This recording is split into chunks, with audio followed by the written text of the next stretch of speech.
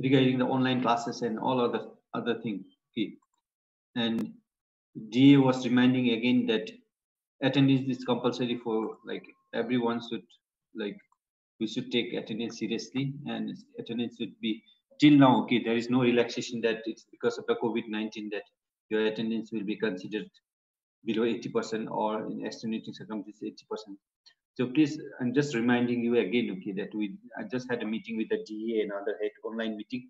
So DA was there is clear direction from the Vice Chancellor from OBC that attendance should be taken quite seriously.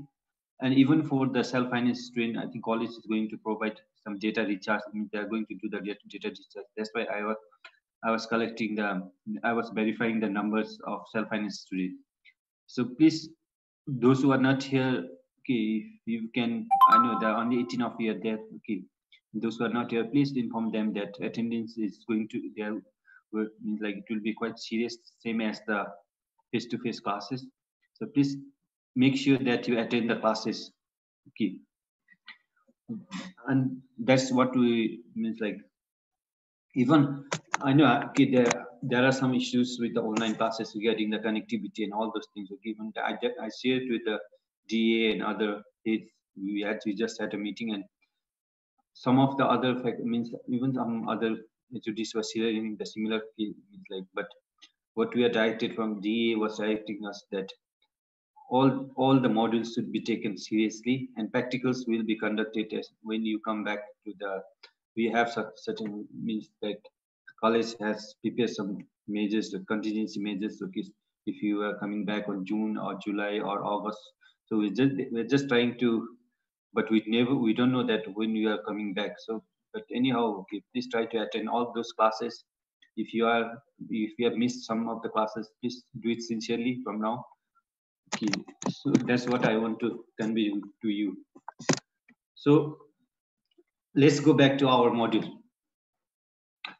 Okay, so in last classes we were discussing on the class yesterday. I could not take a class. I thought of taking from, so I had some works okay regarding all those logistic problems like taking means like verifying the numbers and all those things. So because of that, I was not able to conduct your classes. Anyway, from now means today, tomorrow also I have a class. Okay, let's continue with the classes.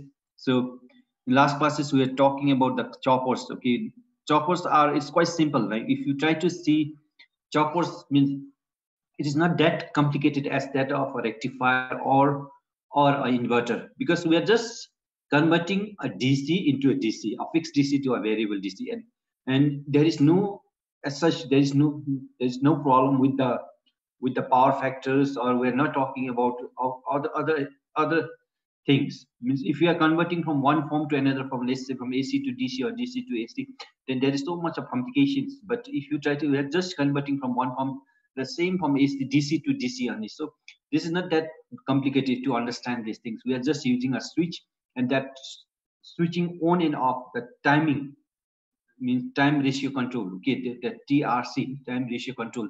That is the main factors here. We have to manage the TRC. TRC is quite important. On time, off time, what is duty cycles? We're just playing with these things only. We just need to have the output, okay, of our desired output based on the duty cycle of that particular circuit.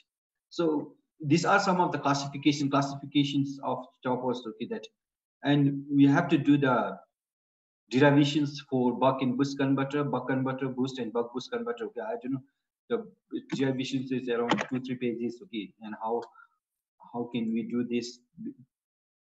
Means what I'm thinking is that I think maybe tomorrow, okay, I'll just do the screen mirroring in my mobile, and I'll try to do this, and I'll send you the screenshot of all those means derivations also. So I will do it together. If you could not understand here, I'll even send you the soft copy of the derivations, and please go through these derivations, and we'll discuss on that next class. So today we'll just see the classification of choppers. The choppers are classified as a class A, class B, class C, class D, class E. Okay, these are the different classification of choppers. Now there are so many other classification also, but this was initially they are classified there. But now there are so many development, like every now and then there is some development going on this in the field of power electronics or in a technological field. So there are other classifications based on the requirement, but we'll just see some primitive classifications like the class A offers B. So based on the in which quadrant it's operating, whether it's operating first quadrant, second quadrant, third quadrant, it depends on in which quadrant. Maybe the combinations of A or B can be combination of B, A, and C. So